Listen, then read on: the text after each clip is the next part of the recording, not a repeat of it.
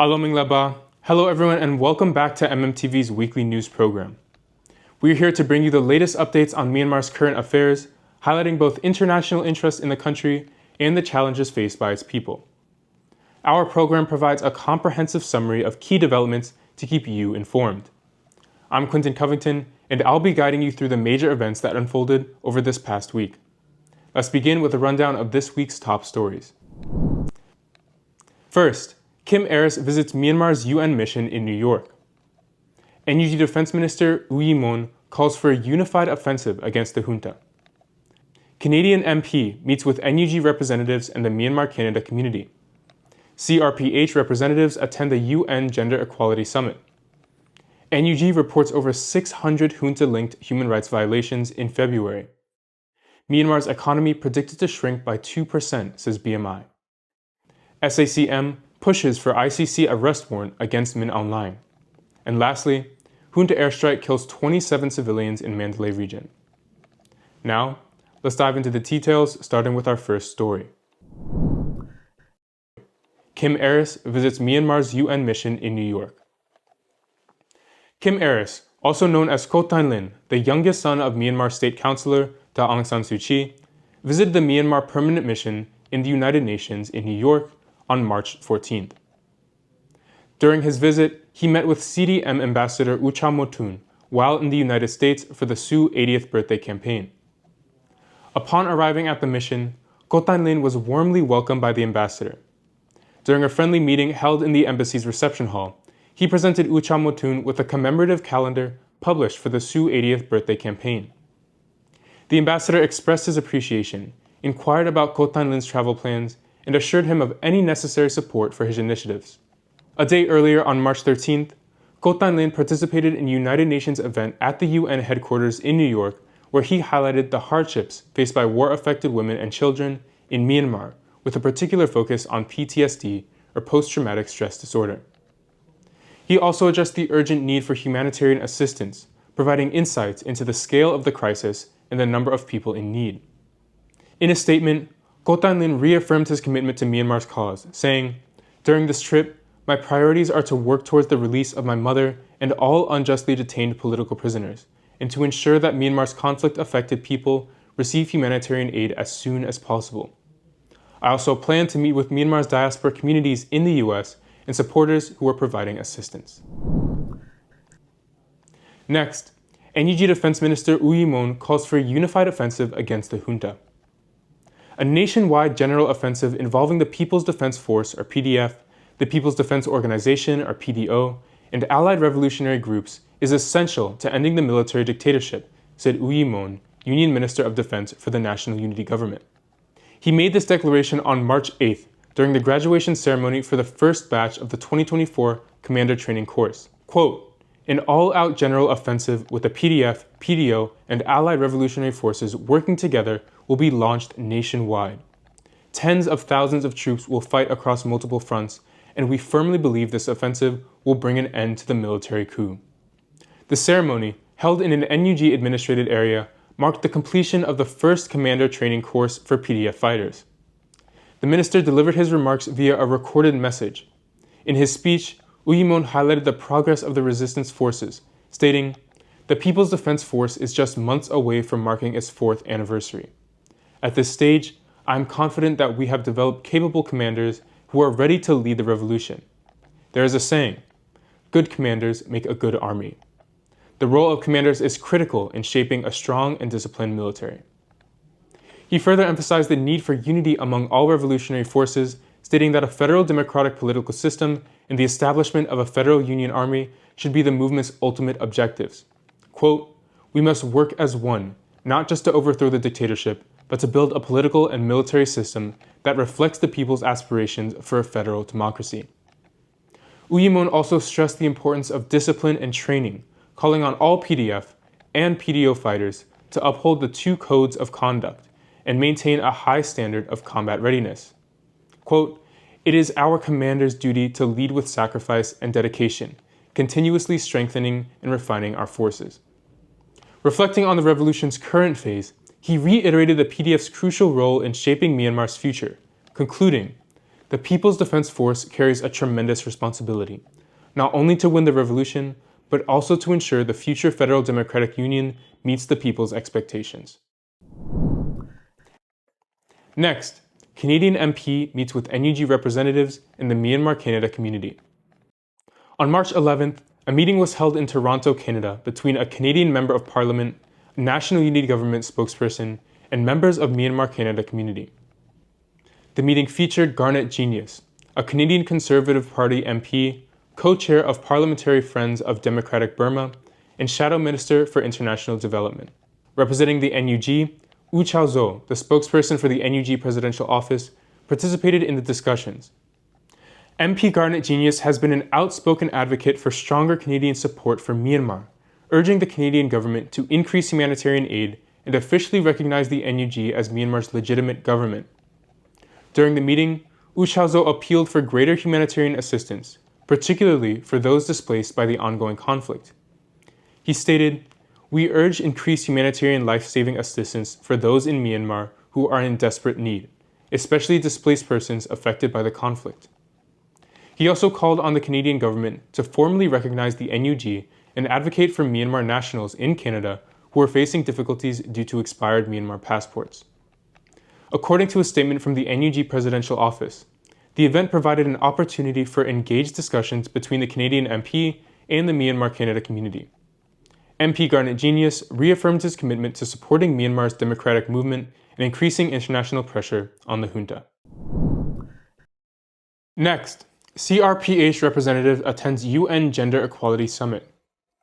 On March 11th, Damyat Tiratun, a member of the committee representing Pirang Sulutao and chairperson of its International Relations Committee, attended a parliamentary summit on gender equality at the United Nations headquarters in New York. The event, titled Parliaments and Beijing Plus 30, Resisting the Backlash and Shifting Paradigms Towards Gender Equality, was co-hosted by Inter-Parliamentary Union and UN Women. February 1, 2021, the military group led by Myanmar Lai in legal seized power. They occupied our parliament building, but they can never occupy the true power that lies in the will of the people. That's why I'm here. Speaking at the meeting, Damyat Tiratun underscored the military junta's suppression of democracy and women's rights following the 2021 coup. She highlighted the coup's devastating impact on women's political participation, stating that the junta had arrested elected leaders, including Daw Aung San Suu Kyi, and halted Myanmar's democratic processes, stating, "The coup reversed the momentum of women's political participation, silenced their voices in decision-making, and intensified gender-based violence. Female leaders, activists, and organization heads have been systematically suppressed." The military has also restricted women's involvement in politics and gender equality initiatives. Damyat Tiratun called for global solidarity to support Myanmar's women leaders and secure the release of women political prisoners. She urged governments and international organizations to take action in protecting women's rights, political involvements, and fundamental freedoms.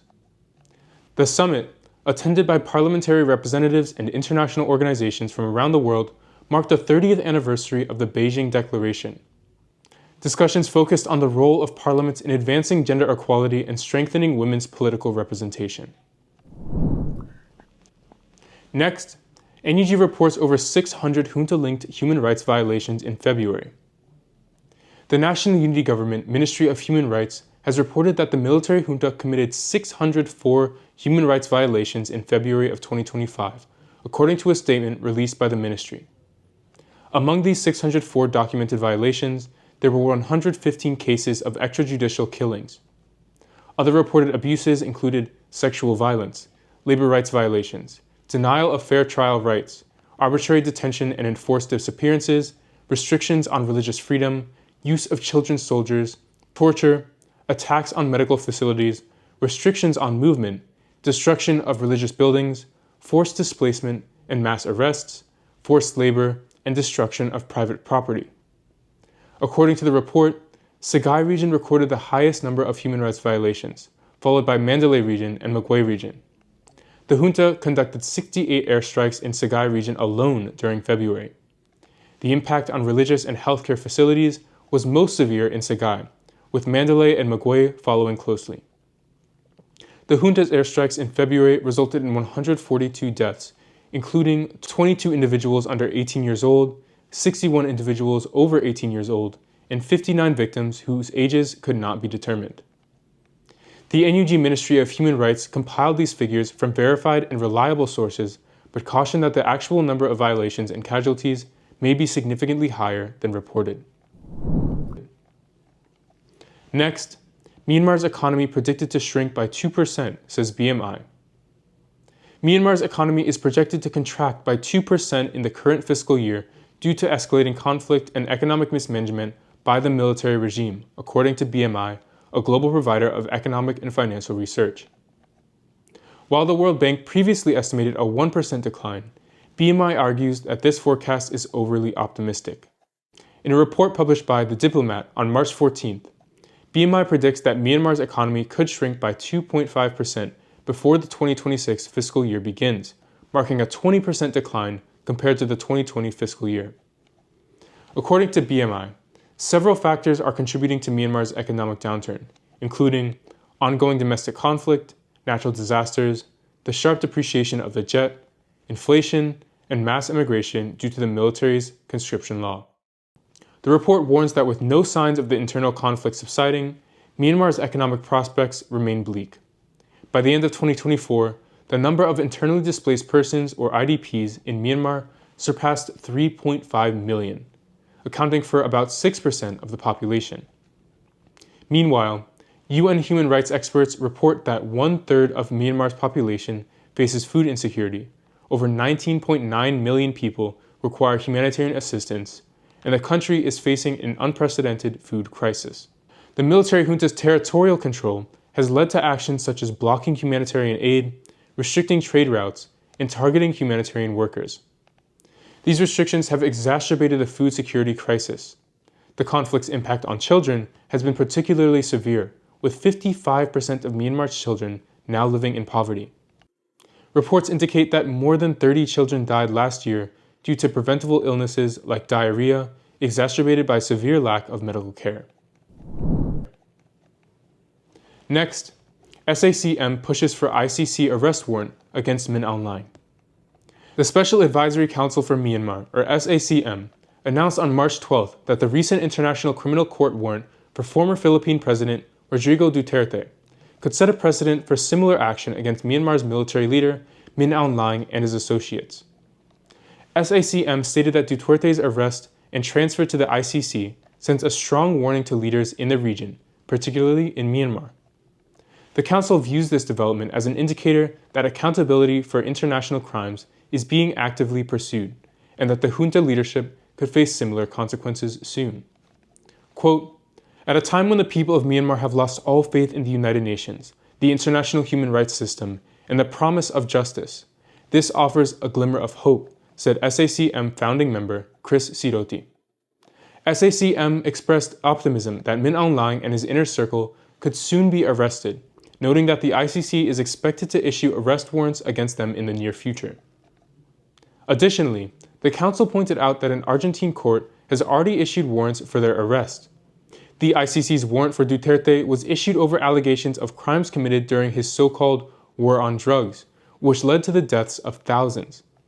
On March 11th, the Philippine government apprehended Duterte and transferred him to The Hague, Netherlands, where the ICC is based. SACM believes that this signals a stronger commitment to holding perpetrators of international crimes accountable, raising hopes that Myanmar's junta leaders will face similar legal action. And lastly, junta airstrike kills 27 civilians in Mandalay region. A Myanmar military airstrike on Letban La village in Singu Township, Mandalay region, killed 27 civilians, according to a statement released on March 14th by the People's Defense Force Mandalay. The attack occurred on March 14th around 3 p.m., when a military aircraft launched an unprovoked airstrike targeting a busy row of shops in Letban La village.